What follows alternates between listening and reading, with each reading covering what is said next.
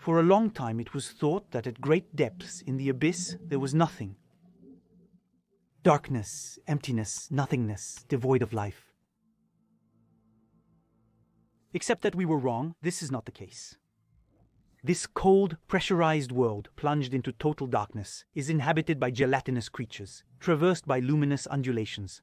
Here, regularly, one comes across visions of paradise and others of nightmares.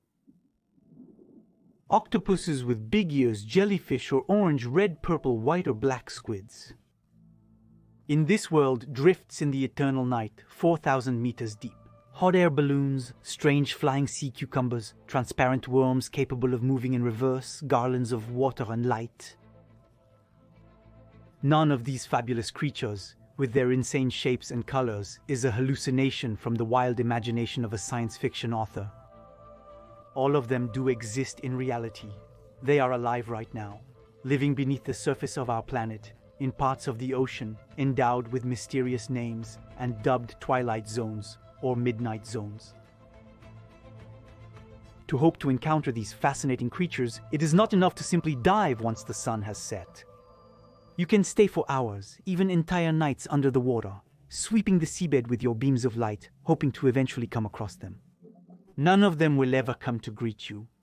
Because these species do not live a few tens of meters below the surface, where they would remain hidden during the day, only to come out of their hiding place at night. All these living beings evolve in the great depths, in one of the most inhospitable, inaccessible, and fascinating environments of the planet, and which is commonly called the Abyss.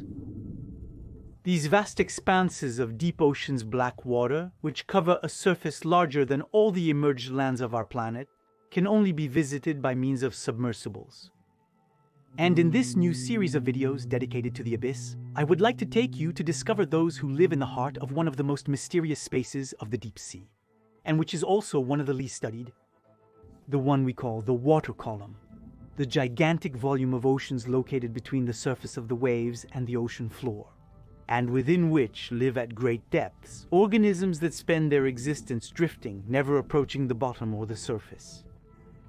And you will see that, as we delve into it, everything will become more and more strange and grandiose, until the bizarre almost becomes the norm. But I'm going a bit too fast. Let's go back to the beginning, let's go back to the surface. It's always there for us, who live in the atmosphere where everything begins. In itself, the entrance door to access these worlds of darkness is always open and easily accessible. In all oceans worldwide, once you are a few tens of kilometers from the coasts, there is almost always between 4 and 6 kilometers thick of water columns that separate the surface from the ocean floor, the bottom of the ocean. To meet those who live in the abyss, you first have to cross what is called the photic zone. This thin upper layer of the oceans, often rich in life, is limited to the first 200 meters. This is where sunlight is able to provide, during the day, enough energy for microscopic organisms at the base of the entire food chain to perform photosynthesis. And although this zone represents, in terms of volume, only 2% of all ocean water, it is here that 90% of the known marine life evolves. If you don't have submersibles, crossing this region of the ocean is already a small feat in itself.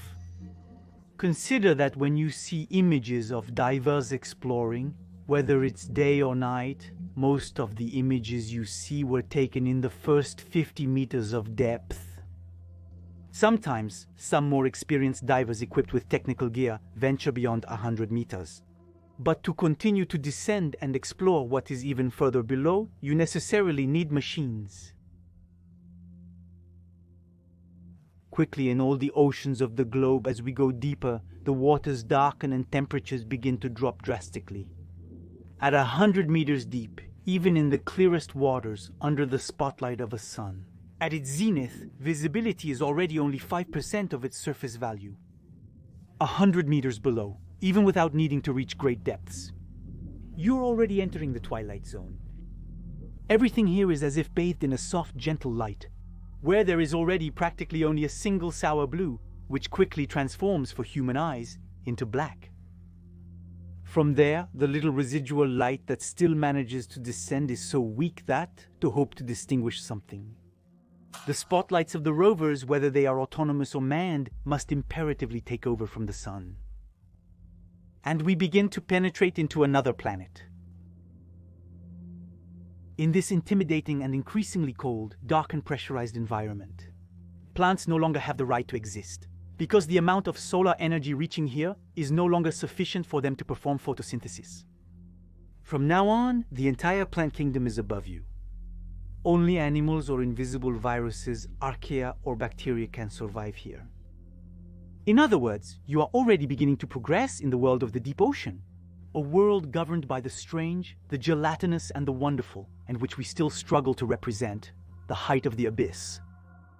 Because only illuminating a few tens of meters around them, the beams of the rover's projectors are unable to account for the extraordinarily vast expanse of water that surrounds you. In fact, it's a safe bet that if you could instantly light up the entire ocean and, as if by magic, make it transparent, then looking down below you, you would be seized with vertigo. Because nearly 4 to 5 kilometers of water separate the inhabitants of the Twilight Zone from the bottom of the ocean. And when a height of water on the order of the Eiffel Tower looms over you and you exceed the maximum depth beyond which a scuba diver has never descended, you have barely crossed a 15th of the distance separating you from the ocean floor. Here, and unlike on dry land where gravity constantly pulls you towards the ground, the available living space is not limited by a surface. In the open ocean, the verticality is dizzying and the volume available for movement is truly staggering.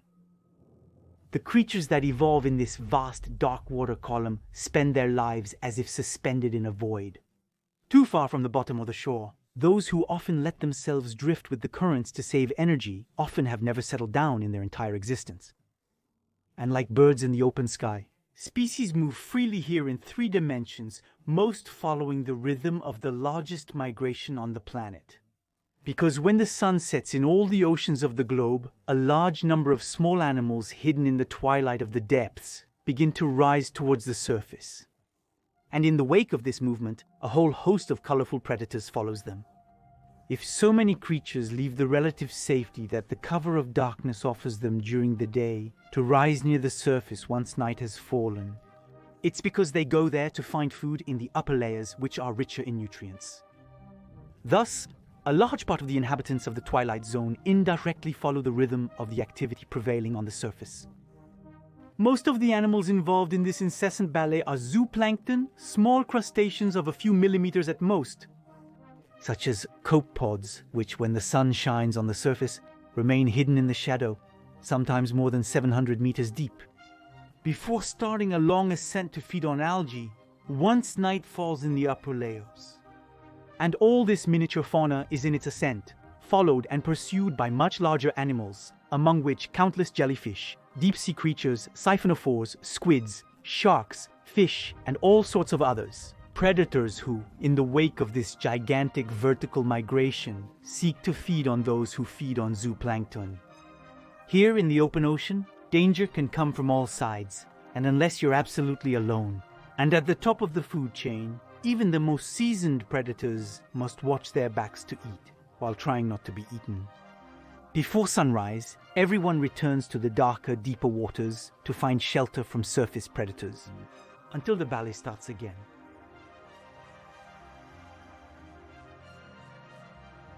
Sometimes, and often at depths of a few hundred meters and in open water. It is also possible to come across improbable nebulae made up of thousands of bioluminescent pyrosomes, each actually a floating colony comprising several 100,000 small sexual organisms. And they too rise to the upper layers of the ocean to feed by filtering nutrients that drift there at night. It is thought that such gatherings are a way for these species to ensure their safety and increase efficiency. Here, it's a school of hundreds of squids who, with their missile-shaped bodies to cut through the water, have risen at night to feast, feed on each other, and eat each other, close to the surface. Like birds, squids often move in groups, and many species evolving in the high seas are capable of migrating vertically over several kilometers. Staying in the deep, dark ocean during the day and rising to the surface at night, to swoop with the precision of torpedoes on shrimp and small fish, which make up the bulk of their prey. Sometimes, These strange gatherings of living beings even consist of species that one would not expect to see so comfortable in the water column, such as these unlikely swarms of lobsters and spiders. And here we come across an otter that waves its arms like so many snakes, a creature that one would simply think incapable of swimming. Surprisingly, this incessant movement of living beings, which takes place every night on a global scale, was first discovered during the Second World War, when the American Navy noticed, while studying the readings of its sonars, that these invariably detected a mysterious movement, a gigantic rise of matter near the surface at night, which then began to descend back into the great depths at dawn. And after briefly suspecting some new German weapons, it was realized that what had been discovered was nothing less than the largest synchronized vertical migration on the entire planet. The considerable effort in these frequent travels may seem odd, but the potential rewards make the risk worthwhile. Because even if going back down where food is much scarcer means being hungry during the day, it's better to be old than dead. In the abyss, it's always a question of balance between having an empty stomach or ending up in someone else's. This translucent sea snail, devoid of shells, which seems to fly in the water column by flapping its fins, has been named the Sea Angel. Frequently observed in the twilight zone of the cold waters of the Arctic Ocean and the North Atlantic, up to 600 meters deep, it is capable of fasting for nearly an entire year. But don't be fooled by the angelic appearance of these butterfly movements. If they could talk, many gastropods would surely describe this species as evil. Because to feed on other small sea snails evolving like him in the water column, the angel becomes a demon. And a jaw then opens on top of its head, letting out a tongue covered with small sharp hooks, which it uses to catch its prey. If the organisms that live in the twilight zone are able to know that on the surface the sun has set, it's because, despite the increasing depth during the day, a faint residual light manages to painfully make its way to nearly 1,000 meters deep. And even if human eyes are not able to realize it, the darkness is therefore not yet total here. And the few photons that still diffuse so deeply have often pushed animals that have them to develop extravagant eyes capable of capturing this faint residual light in order to know when, above them, night begins to fall, but also to see the shadow of potential prey passing by. In this extreme ophthalmology contest, many adaptations converge to look upwards and detect the slightest disturbances of light, to the point of ending up producing organisms that have something a bit extraterrestrial, like this amazing jewel squid whose eyes seem to have migrated. One of the eyeballs stares fixedly at the upper layer of the ocean, in search of silhouettes cutting out, while the other, smaller and directed downwards, is on the lookout for potential predators lurking from below. The large bulbous eyes and extraordinarily sensitive to light that the amazing fish coming back here, immortalized by the cameras of the Mbari Institute, have adapted to the particular conditions of the twilight zone to end up lodging in a transparent cavity, from where they study the slightest drops of light coming from the upper layers in search of potentially edible silhouettes. And to counter the extraordinary visual capabilities developed by many creatures evolving in the twilight zone, many species have in turn devised ingenious techniques to manage to eat and not be eaten in return. Some produce light to deceive, attract, momentarily see or scare, while others blind detect low-frequency sound waves or minute variations in water pressure to choose whether to attack or flee. Some hunters, like the Humboldt squids, virtually deaf and devoid of smell, rely on a mix of speed, strength, and piercing gaze, while others have specialized in stealth and sophisticated camouflage systems. And this game of hide-and-seek and perpetual countermeasure has turned into an arms race, to detection modes and the constant one-upmanship of discretion, always seeking a new equilibrium. Thus, in an attempt to counterbalance the extraordinary visual acuity of certain species, those who are on their menu have, over time, learned to make the most of the small amount of light that diffuses here, to practically blend into the background. In the basics of camouflage, you have to start by having the right color. And that's why, in the twilight zone, most species are completely black. in order to reflect as little light as possible, but also often red because this color and those that diffuse the least to great depths. And then, in order to avoid their silhouettes drawing, by contrast with the upper layers, a shadow. Many use a technique called backlighting, equipped along their bodies with rows of photophores that emit a light similar in intensity and color to that coming with difficulty from above. They blend into the background by erasing their outlines and thus deceive the sharpened visual acuity, like a blade returning fish or jewel squids. In order to disappear without having shelter available, other species have opted for transparency. So much so that the Twilight Zone is full of green-looking animals whose bodies let light pass through, among which we find in quantity planktonic species, jellyfish, ctenophores, siphonophores, but also, and more surprisingly, marine mollusks, such as this baffling crystal-like octopus, caught drifting at a depth of 650 meters by a rover from the Schmidt Ocean Institute, and inside of which you can see in the head some organs that have remained opaque.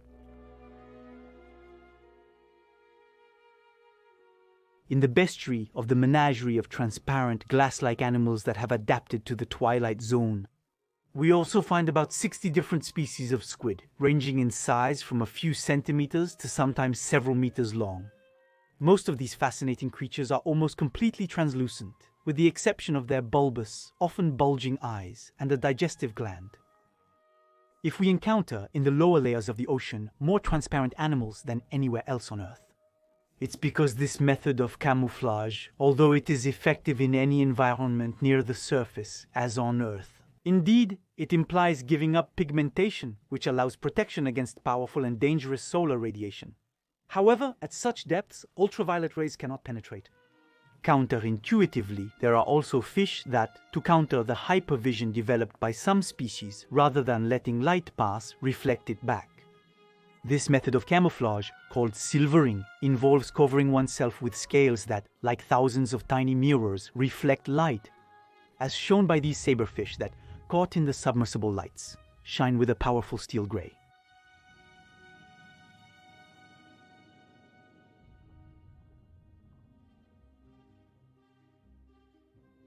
And then, as we go deeper and the darkness becomes ever more pronounced, we end up at the level of 1,000 meters deep, where the great blue permanently turns into the great black. And you enter what is called the midnight zone. At this depth in all the oceans of the globe, even the twilight has gone out. Absolutely no sunlight, even of low energy, reaches this depth. From now on, whether it's day or night on the surface, here, it doesn't make any difference. Beyond 1,000 meters, in the entirety of the colossal volume of water that continues down to the ocean floor, no ray from the sun has ever descended or circulates. It is a black night, absolute and total, that has reigned there since the oceans have existed. Yet this darkness is not really permanent, in the sense that regularly bioluminescent organisms come to break it momentarily by producing, like so many twinkling fireflies, their own lights. In fact, it is estimated that nearly 80% of animals living in the great depths are capable, through chemical processes, of producing small amounts of light. If these phenomena of bioluminescence, relatively rare on Earth, are legion in the water column, it's because having this ability in the darkness gives an advantage. For those who want to get noticed, communicate, attract potential partners, seduce, deter, hunt, or not to be.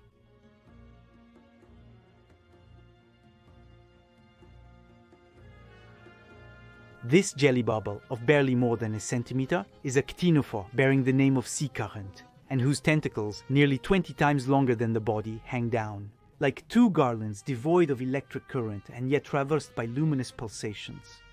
For the small prey that regularly get lured, attracted, or hypnotized by the fabulous patterns of these luminous filaments. Ctenophores are synonymous with death, as these garlands are covered with adhesive cells and act like fly traps. Drifting nets in which small crustaceans and larvae passing nearby get stuck.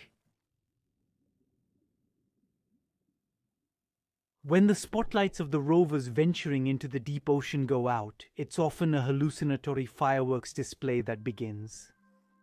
Sometimes darkness emerges, 20,000 eyes under the seas. This magical light show you are seeing is produced by the bioluminescent eyeballs of a small species of fish that has the ability to light up its eyes. In fact, it is thought that bioluminescence is probably the most widespread mode of communication on the planet.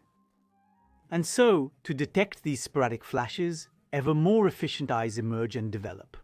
And in return, super black-skinned fish are born. Such as the Pacific black dragon, which holds the title of the darkest of all known animals, and which has a skin that can absorb 99.956% of the light that reaches it and can thus almost perfectly blend into the abyssal darkness, in order to be able to feed without risk from those who are capable of shining. In some translucent species, the skin covering the stomach has eventually darkened. As for this ctenophore that undulates its cilia with fantastic rainbow colors to attract small prey to itself, it has opted for an opaque red coloration which allows it to hide its stomach. And this, in order not to start blinking from the inside after having ingested a bioluminescent species whose still vivid light would come posthumously to take revenge by turning it from hunter to hunted.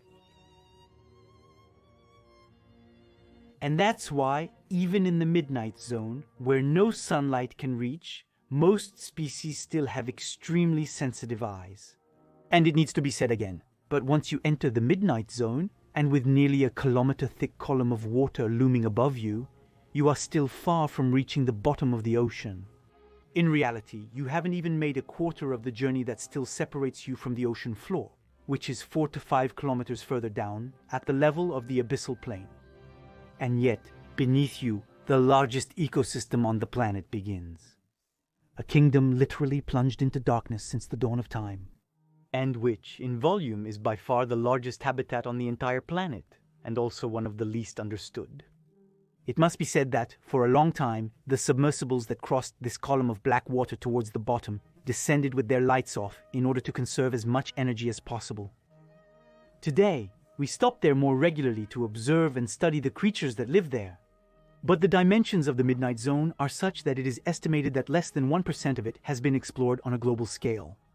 Yet this inhospitable world is full of wonders, and it is not uncommon to come across forms that seem to have been sculpted and shaped by the dreams and nightmares of forgotten gods. You can come across fish whose teeth are so large that they struggle to fit entirely in their mouth. Colonial animals luminous so large that if all these filaments are put end to end, they are larger than a blue whale. Sometimes, in the dark, we come across a motionless species that is both beautiful and deformed. Grace and the extraordinary seem to have sisters who are manufactured and who let themselves drift peacefully in an economy of movement, in order to avoid betraying its presence and to detect that of others. This astonishing hairy fish here, observed for the first time by the cameras of the Robikov Foundation's autonomous rovers, seems to be an embodiment of the strange and bizarre all by itself. Equipped with a luminous lure dangling above its head, this spiny monkfish is surrounded by bioluminescent sensory filaments that allow it to detect the slightest water vibrations around it, like a spider's web would do. And one might almost wonder if nature is playing fair here, according to the same rules as those that govern where light can reach. Just like almost all of the organisms that evolve in the first 2 kilometers of the Minmi zone, this monkfish has almost certainly never approached the bottom or the surface. Because, with few exceptions, for almost all animals that live at such depths, undertaking a vertical migration towards the upper layers requires too much energy expenditure. These regions of the ocean are now so far from the nutrient-rich waters near the surface that many species residing there. The length of the journey, the effort, and the risk of death associated with the ascent are too great. The game is not worth the effort and remains forever hopeless. Their entire existence is here forever. They live and die here, without ever glimpsing the residual light of the sun that diffuses in the Twilight Zone, nor the bottom of the sea. For them, there is only the expanse of the open and black ocean, and which they have learned to use the currents to their advantage, by letting themselves drift to expend the least amount of energy and save themselves. And above all, being unable to land somewhere and having to do as much as possible. Stay their entire life in a narrow depth range without rising or sinking. Or, whether they have soft or hard bodies, have found ingenious ways to play with their buoyancy. And while jellyfish stay afloat by beating their umbrellas and tirelessly absorbing and expelling water to propel themselves, other gelatinous species, such as ctenophores and siphonophores, add or remove gas from their floats to rise or sink, or alter their chemical composition to float more or less. Within their crystalline bodies, squids secrete an ammonia-rich ink into a small chamber, which is much lighter than seawater and allows them to adjust their buoyancy until they find the balance point. And as we delve further into the water column, the presence of life and therefore food becomes even rarer. Yet even here, creatures more fantastic and mysterious than the others continue to find ways to sustain themselves, given that they never rise to feed in the upper layers of water. The inhabitants of these great depths now depend entirely on those who deign to descend to them, and which essentially reaches them in the form of marine snow. This kind of drizzle of grey particles, which can regularly be seen in images from videos taken in the abyss, is made up of organic particles that gently sink from the upper layers. These are, in a way, the crumbs, the fallout from the feast that continually takes place several thousand meters above, in the sun-drenched waters near the surface, where the activity of life is most prolific.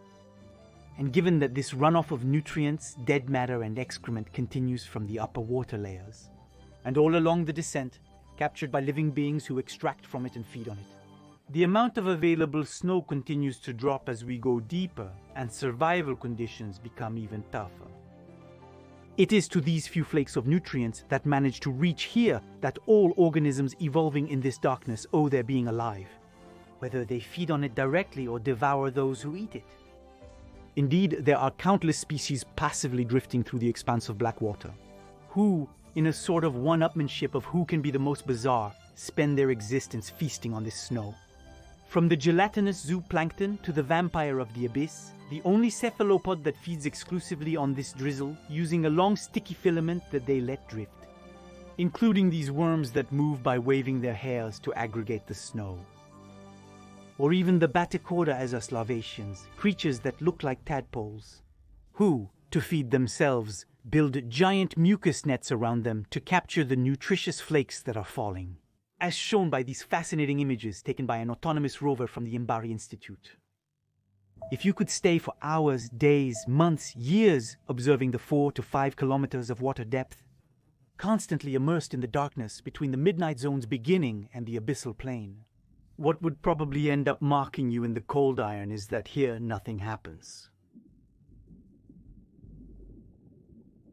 Excluding the rare instances of light-producing animals and the constant fall of marine snow, the deep ocean is a stable and terribly monotonous universe in this world beneath ours. Whether the sun is at its zenith at noon or its midnight, whether it's day or night, it makes no difference. What happens at the distant surface has absolutely no consequence. In fact, at these depths, even the most terrible storms or hurricanes raging on the surface have no effect. And all species evolve in a disconcerting world of uniformity, without visual landmarks or reliefs, without the direct influence of the sun or tides. Far from the tumult, the rolling and the agitation of the waves, it's the perpetual calm. The water temperature, which in practically all the oceans of the globe falls to around 4 degrees past 1,000 meters, is here practically constant all year round. Only some subtle and seasonal variations in current are there to remind us that on the surface, time is passing. In fact, it is thought that it is due to this astonishing stability that the midnight zone is able to host. Species that for some have characteristics that seem to have hardly evolved at all, sometimes for tens of millions of years. Why change when you have found the recipe to survive in an environment that, practically immutable, only changes at the margin? And after spending so much time trying to highlight what evolves in the cold and eternal darkness of the water column, we have finally arrived at the bottom, settled on the abyssal plain. To get from the surface to here, a bathyscaphe takes on average about 2 hours. Around you, it's a lunar landscape on which marine snow accumulates, and of a disconcerting extent, because the abyssal plain alone covers more than 50% of the total surface of our planet. Here too, in these vast dark expanses, this other world evolves. unspeakable creatures that would almost seem unreal. Here and there move with a hypnotic grace shapes and silhouettes of a new elegance. In the currents, fantastic life forms have found astonishing solutions to adapt to such particular challenges. From this pressurized immensity that we will go through in length, width, and across in a next episode.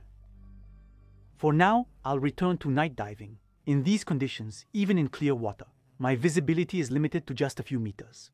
I have the illusion of being like a submersible evolving at great depths, discovering around me what the beams of our lamps like derisory light brushes reveal of the black immensity.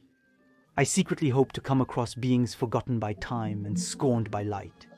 So, of course, I know full well that no living being evolving in the abyss ever ventures here, that these are only shadows. The echoes of my imaginings resonate, like ancient deities would, who, deprived of their power, would have ended up sinking to the bottom and drowning there. I appreciate the notion that we only discover what we shed light on. There is only what we observe, what we pay attention to. Reality here is created by our beams which, like magic wands, visually bring forth what surrounds us from nothingness. And in the process, everything plunges back into oblivion momentarily, as soon as we stop illuminating it. And with that, I think it's high time to turn the light back on, and finally, this episode goes out.